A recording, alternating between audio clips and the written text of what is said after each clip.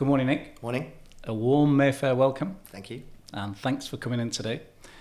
Our listeners are dying to know lots of things that you will have to help them in their day-to-day life, but not only that, it's all about the interest, certainly around the London area. So would you be kind enough to start off by introducing yourself and what it is you do and your business, and let them read? Of course. I'm Nick Samuels. I'm the Chief Operating Officer for Bold & Reeves. We are a ultra high net worth property management company, asset management company in London and the South East. We predominantly look after individual properties. That could be flats, apartments, houses, but we also do a block management again in the ultra high net worth space. Okay, so when you say you're CEO, what does that role cover? Because my guess is, knowing COOs, there's an awful lot of depth to that sort of stuff. Yeah, so I sort of run the day-to-day of the business. Bill Shipton, the founder and CEO of the business, I report into him. I do all the bits that he doesn't want to do, which is a lot. Just joking. He does a significant amount. So yeah, basically the day-to-day running, HR, IT, logistics, the property management, the bones of the business, marketing, problem solving, planning, logistics, strategy, all of those things. We've got a great team, great management team. I think my role's made easier by the great people we've got in the business, but it's about making sure that everybody is doing what they need to do, and also translating Bill's message, what he wants to do to the business, down to everybody else, but also managing Bill, in the greatest respect, making sure that we are communicating within the business and making sure we do what we need to do, really. Fantastic. And what's the team size? So we've grown significantly actually during the pandemic, and I think we've grown in the pandemic. Yeah. Wow. And I think we've been very lucky. I think we can get into this a bit later, but I think the nature of our business in the asset management, in asset being the property, it has allowed us really to, in the ultra high net worth space, our clients have needed us more than ever. And actually, having had our best ever year last year as a business, we've hired 5 or 6 extra property managers, which we didn't think we'd ever do, certainly during lockdown. And some of them didn't even meet each other until recently. So we everyone was working remotely and trying to do their bit. We were supposed to all get together at Christmas, but we cancelled the Christmas party for obvious reasons. It was a little bit, I've got the head of finance who still hasn't met some property managers. But we've got about 30 people, give or take, total headcount. And the management of the team in the pandemic, how difficult was it? Very difficult, and I think it was difficult for lots of different reasons. I think it was difficult because we have a 2-tiered property management system, and we have seniors who are been doing it for 30, 40 years, who probably are arguably the best property managers I've ever come across. They know everything there is to know about M&E kit and plant rooms and air conditioning and all the boring bits, but incredibly important. And we have lots of assistants who are incredible. We're so lucky with the assistants assistant property managers, all recent grads or who've been doing real estate for a year or so. But they've got a lot to learn. And the biggest thing for me is about the culture, right? How do you instill culture when you're not in the office together? It was the biggest issue we had. So we implemented lots of different meetings. We made sure that we got together as a team, all hands meetings, Mondays, Wednesdays and Fridays at 8 a.m. to make sure that we were just trying to keep that sort of consistency. What medium were you using? Zoom? Zoom. Actually, we ended up shifting to Teams. Did you? Because of it's got the messaging system on Teams is quite good. And we set up different channels so people could talk. We had various different department meetings. I was very conscious it's not death by meetings, sure. but you needed that balance between making sure that you were sort of touch base and you were liaising with people quite a lot, particularly for the young guys who have not been in an office environment and don't understand that rules of engagement, or who need. I learned when I started property many moons ago, I learned all my best bits surrounded by other really good people, right? And we didn't have that for 2 years or so. So it's really conscious. I was talking to somebody the other day, and they were talking about the photocopier moments, and Or it the got water cooler, yeah. and the water cooler moments, and it is amazing, isn't it? How many snippets you can get from the experienced people, the people that are doing things in, just by having those unplanned, scripted conversations. Well, it's more than that as well. And like, one of the things I've enjoyed about being back in the office, and we've sort of been back sort of ad hoc. We're not going to ever be back full time. I mean, that's, I think any owner, boss, CEO, I think, who's insisting that their staff are full time back in the office, I think probably should rethink it. I think we've proven that we don't need to be in the office. I do think that there is a need for office and remote working. I think the flexibility should be there. I think you get a better candidate, better work-life balance. And I think right now mental health and all that and everything is so important that you strike that right balance. It's super important. And I don't see the need for my people to be in the office 8 hours a day, 5 days a week. It's not necessary. I think what is necessary is the engagement with your people and making sure that you are working with them and you've got that kind of understanding. And it may be 3-4 days in the office, that's fine. But I think the world has realised that we have moved on from your traditional working hours. I'm not going to go as far as Sweden, or there's a place to do 4-day working weeks, although that would be lovely. So yeah, I think that's a big change. But I do understand the need to be in the office. I get that. And those moments, as you said about the photocopier or the water cooler, are important. But there's other things like me just going, right, come on, let's go for lunch. And grabbing those people, or randomly after work going to the pub as a team. That those days haven't happened for a long time. Sure. And I think those moments are precious. And I think not only do you get to know your people better in those down times, but they get to know their colleagues better. And I think those days have been sorely missed. That's very interesting. You mentioned about mental health.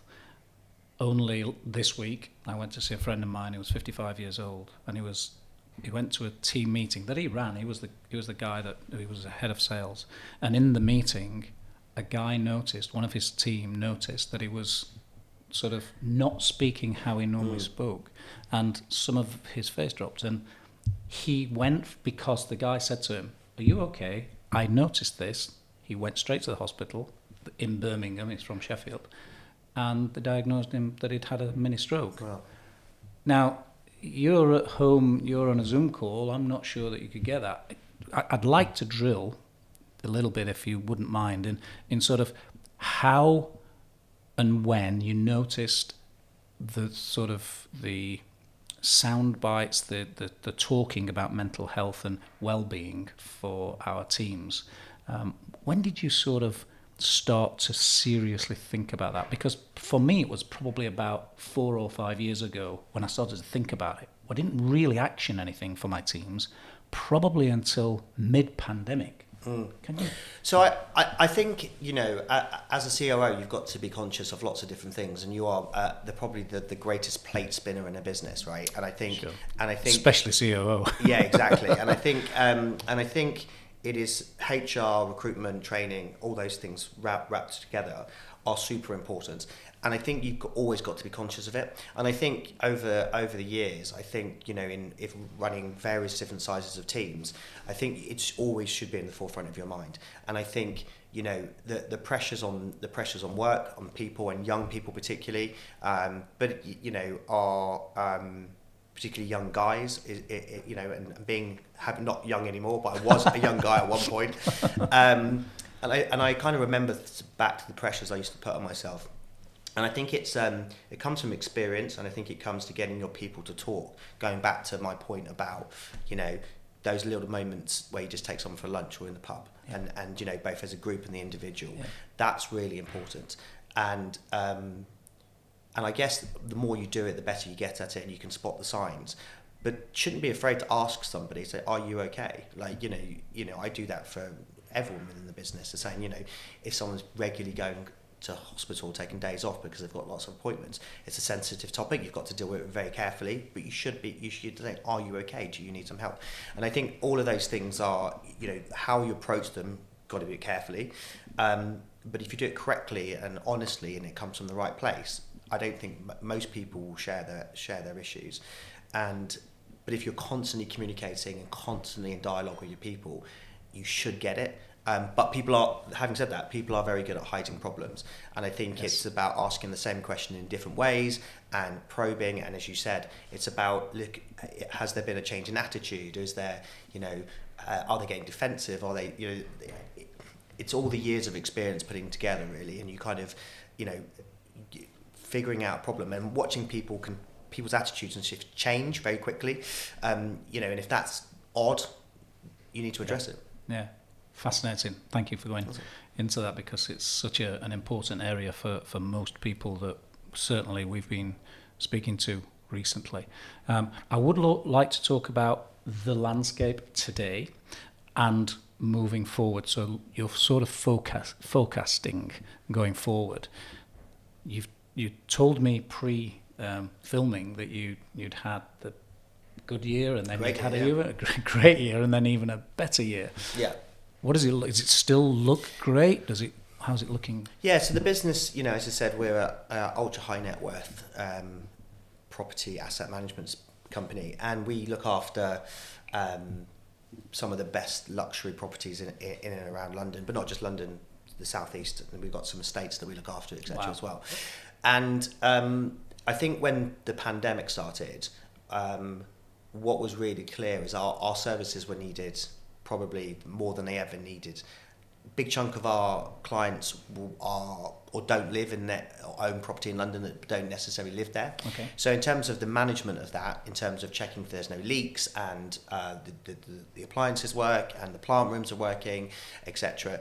And when it rains, everything leaks in London, particularly the old properties. So there's that constant management of that. And I think over the last 2 years, our services have really come to the forefront in what we do, and that's all really driven behind the platform that we've created. So BRMS, which is our internal platform, which Bill Shipton, the founder, has created with our Alex, who's our director of IT, head geek. The last 9 years, that platform was really the linchpin for our business, and we had some really exciting things with that platform, to the point where we've actually just licensed it to a company in California last year called Mr. Peel. So that kind of sparked a whole rethink about, well, not only can we do this ourselves, but potentially there is a SAS Model platform out there that we can license to other people, which is what we've been doing, and we're currently doing a Series A funding to continue that. So if you weren't busy enough with the buildings, you then brought on this extra dimension. dimension. We've actually decided to expand the other vertical, which is the sort of the SAS model on the platform, and it's turning out to be quite an interesting little exercise. I say little, it's not little. Trying to raise £5 million, not a little exercise, but it's really interesting because we've realised that there is which is how Bill created the company in the first place 9 years ago, was that he was working in a single family office and went out to the market to try and find a platform to manage their real estate. And there wasn't one, not one that could do all the things that he wanted to do in terms of creating the floor plans, room by room, asset by asset, tasks, maintenance, creating a logbook fundamentally of a property, like a car, like, that's what we do with properties. We create a logbook for a property. And over the last 9 years, that has really developed into something far greater than we ever could imagine, to the point where we've got developers using it pre-sale, so that when they sell, they throw in 2 years of management for Bolden Reeves, so that the homeowner doesn't have to worry about anything, and we manage the defects. So it's become a very big asset management, and not only do we do residential, but we've done a couple of commercial properties we look after as well. So it's definitely growing into lots of different different branches. Wow. Yeah. There's a lot going on. How do you sleep? I work quite long hours. Yeah, really? Yeah. I think it's important that you, particularly at the moment where we're going through such a growth stage, there is plenty of time to have downtime, but at the moment we're going through a really big growth stage, and there's, as I said, lots of exciting projects that are happening. We're talking to other companies in different countries that would like to do what we've done with a company in California. We're talking to companies that, as I said, that want to license the platform. We're talking to companies who want to do partnerships. There's a lot going on, and it's very exciting. But I think that does mean that you are, as during that growth stage of a business, it does mean you're kind of putting the hours in. And as I said, we've hired 5 or 6 people in the last 6 months, and we're probably going to have to hire a couple more, sort of assistant property managers in the next couple of months. So yeah, it's there's a lot going on. That is super positive. Yeah, it's very good. Hiring. It's very exciting. Yeah. During the pandemic, I came into central London a lot on the tubes and the trains. Sometimes in carriages, I was the only person in there. I noticed a real downturn. There were 25% capacity in this office when it was normally about 90, 95 in the offices. In terms of footfall, and I know that you operate at a very, very high end, but my thoughts, or certainly my questions to you are about what your thoughts are about London, especially in the southeast, in terms of what the future looks like in terms of property development, property acquisition. Yeah, it's an interesting. There's no crystal ball, right? Of course. Otherwise, I would be one of my own clients. Look, I mean, London particularly is a bit of an anomaly, and I've been working in the London property market since 2002. So I've seen the ups and the downs, crashes, etc. And I remember when I first started in property, there was always like property prices in London double every 10 years, right? We know that. We can look at the land registry stats and data, and we can see those numbers double. And the conversation, even back in 2002, is like, they can't possibly continue. Yet, 20 years later, property prices are still doubling roughly every 10 years in London. Wow. And I mean, they do kind of plateau, in certain postcodes. At some point, and everyone's been saying this, a bubble, it must burst. I haven't seen that yet. I'm sure it will get to a stage where somebody doesn't want to spend, £2 million on a 1-bed flat in South Kensington. But right now, people are doing that, right? So it is very difficult to really gauge that property market. And the other issue is that now we're through the pandemic, or looks like we're coming through it, fingers crossed. Yeah. The foreign markets, or the foreign buyers, are coming back to London, and actually in the sort of prime, super prime market, it's going crazy. There are significant purchases happening on all over the place. Things are going under offer very quickly, and the reason that stopped was because they couldn't travel into London. There was, the rich buyer could not come to London to purchase. Lots of online viewings and lots of virtual viewings, but actually, when you're spending 30, 40, 90 million pounds on a property, you want to see it, right? And now that's come back. Properties are going really, really quickly. That's really interesting. So can I just look into 2 things you said there? So the first thing was about those people that wanted to come in and see those properties, wanted to physically see them.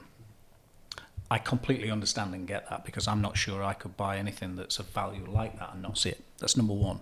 But the number 2 is, you now operate and offer a service, not just the selling of bricks and mortar. And I know from my own business, the amount of people that wanted to physically see me had a huge impact on sales. Because when you're operating at that level, my guess is that people want to see the whites of your eyes. How did that affect you? Because you said you had a great year. So I'm wondering how business was done, albeit virtually. Yeah, I mean, so we have lots of referrals with lots of the big estate agents. Will say, "Hi, I have just sold this £60 million house. Could you manage it, or could you speak to the homeowner?" And that does involve actually physically going around a property.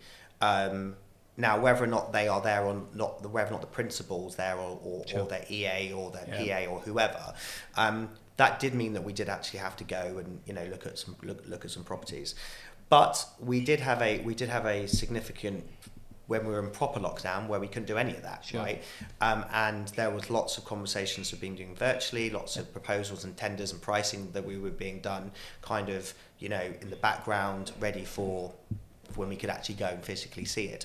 So a lot of it's was done virtually, off floor plans and photos and etc.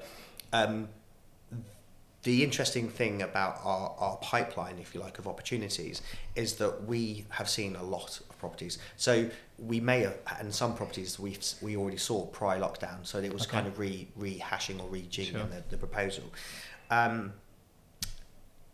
The space that we operate in is very much referrals, in terms of you look after my house, can you look after that? Okay. So one of the things that makes us different to what some of the other competitors do what we do is we do a thing called an audit. So when you instruct us to look after your asset, we will go in and completely from top to bottom map it out entirely digitally, create the floor plans, take photos of any key asset, everything, serial number, etc.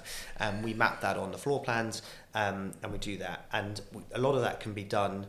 You have to go to the property to do that. You can't do that virtually. So we had a lot of things in the pipeline, in the wings, waiting to go. And then obviously, as soon as lockdown lifted, we went crazy because we had a huge demand for people wanting us to, as you said, for us to go in and see it. So, but it's because of our previous pipeline, which is why we managed to close those. Yeah, strong pipeline. We managed to close a lot of business, and actually saying to somebody like, you're not going to be in London for 6 months, who is looking after your property or your assets? I think we need to go and have a look. Okay, so maybe out of the pandemic came a new way to do business, maybe even focusing on the referrers, because owners. We've always got a lot of referrals as a business across the thing. I think the other thing that's a real strong for us is that we across our entire portfolio, we have remote monitoring systems in all our properties. So we can dictate, or rather we can we know when there's a water leak or when there's the electricity's gone off or whatever it may be, because all the remote monitoring sensors send it back to us. And that's been also a bit of a game changer for us, because we can tell clients water is the new fire. In terms of risk mitigation, we can very quickly identify that there's a problem. There is also some kit where remotely we can turn things off. Not in all our properties, but all our properties have got sensors to tell us that something has gone wrong. And the really interesting thing that we found through the back of that, because of the pandemic and because of the data, is that we have just tied up a bespoke insurance product for all our clients. Because we have this remote monitoring, we have an insurance company now that says to us, well, if you're a Bolden Reeves client, we will give you a discount on your premium because you're using remote monitoring. And at 30, 40, 50 million plus, that discount is significant. And that for us has been a real game changer as well, because it's something Bill Shipton wanted to do years ago, but he was sort of ahead of his time, and the tech has caught up. And now we're in a situation where we can say to clients, well, not only do you get all this amazing management, this remote monitoring, but you've also got a bespoke insurance product now as well, and that for us has been a real game changer as well. So you're adding value all over the place, aren't you? Yeah, and the as I said, it's all pinned under the platform. The BRMS platform is does all of those things. It says on the tin, but it really is the whole. Many, I guess, prior to a few years ago, it was probably the platform sat underneath the business. Property management platform, but actually now it's platform property management. Everything is fed from the platform, and I guess that's probably why we're getting a lot of interest from other people to say, well, we'd love to come and give us a demo of your platform and to see how it works, which is what the sort of the Series A funding is all about, really. Okay, so if it's okay, if we look and have a chat about the team side of businesses, used to be called employees, then staff, more teams, more like a club that they're coming to work for. I remember asking a question about a year ago about us or our team's liabilities or they are assets. Always assets, but I've talked to a lot of people who are older generation who have always looked at them as liabilities, and it's an interesting time now. Would you be able to talk about your teams and how you're nurturing them and protecting them? Because it would be great to know if you guys measure churn and retention rates. Yeah. Again, we're so lucky at Bolden Reeves, right? We're very, very lucky. I mean, the team that we have been really with the business for, so we've got guys that have been there from day one, right? Wow. Who's, Bill Ship and set Bolden Reeves up, was said 9 years ago. We have a couple of individuals that have been with 9, 8, 7, 6, 5 years, and we're and they are great. They are the backbone of the business. And I said, without them, we wouldn't be Bolden Reeves. They are, those senior guys that work for us. Without their knowledge, expertise, skill set, we wouldn't be where we are today. They are incredibly good at what they do. They have some flaws, old dogs, new tricks, that type of thing. But I talk to them all the time about that. So, when they hear this, they're not going to be like, that you're saying something they haven't heard. But they're great. And, one of the things that I absolutely love about them is because of their knowledge and because of their skill set, it has made the transition for the newer, younger property managers that we've got coming in so much easier. And they are, it's a really interesting dynamic we have in the business, where we have this young group of property managers who know everything about tech, right? They're very tech savvy, and then we have the older guys who are great at what they do, not so tech savvy, but when it comes to, as I said, plant rooms and the boring stuff that property management is about, that there isn't a team of people better, I don't think, or I certainly haven't come across it.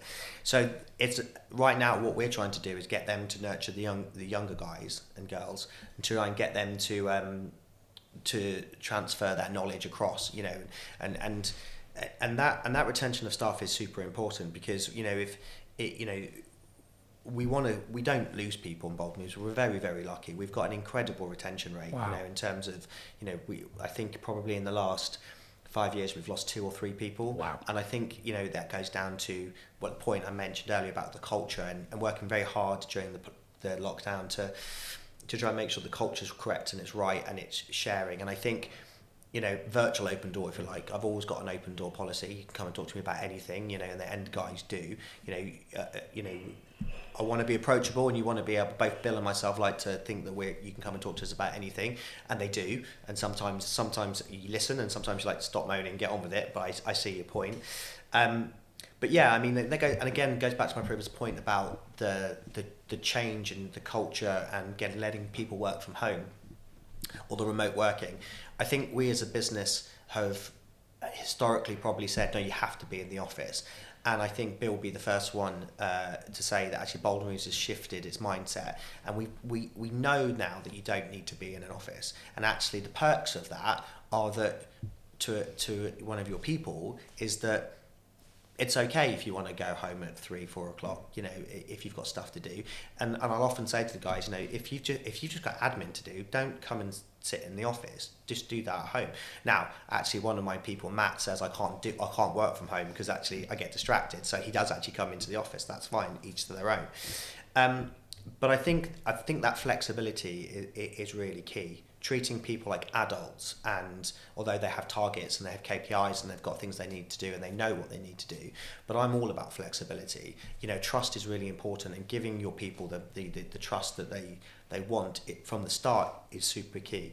And it really does go a long way if you allow people to sort of do the things they want to do. And micromanaging is very dangerous. Also letting people go feral, that's also very dangerous. But there is a balance between creating that, and and if you get that right, you keep your people, and staff retention is super important. It's expensive hiring someone, right? It's expensive, it's time consuming.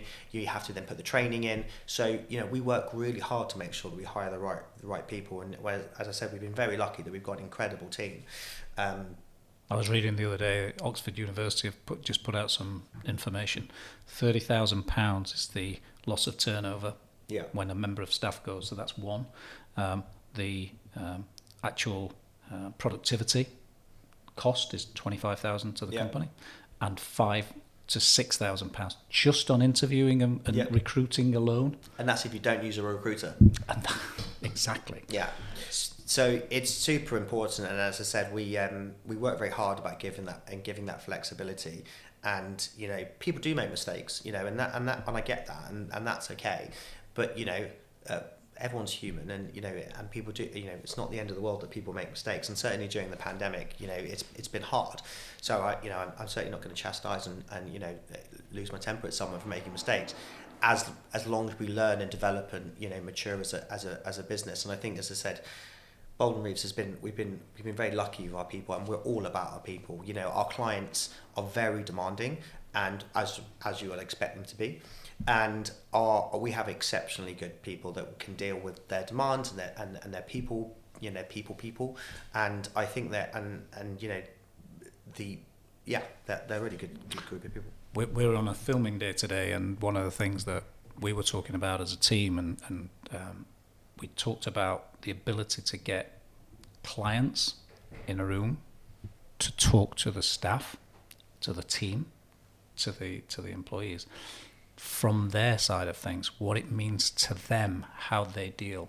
We put 3 of those videos into the teams that we had worked with, and the impact was incredible. And so the two-way, you talked about the two-way relationship, that ability for you to talk to the team and them to talk to you is absolutely massively important. And we're finding now that the staff retention is certainly, we're seeing across most businesses with big teams. And of course it's easier, you would think, with smaller teams, because every single one of them, you find time for them, if you've got 5 or 10 people. But 1,000 staff, 1,000 team members, all in different silos, all over the country, it's very difficult. Well, the interesting dynamic is when you go from what's happened with Bolden Reeves over the years, has gone from a small business to a medium-sized business to a large business, or we're not quite there yet, we're getting there, is that the dynamic in the team changes.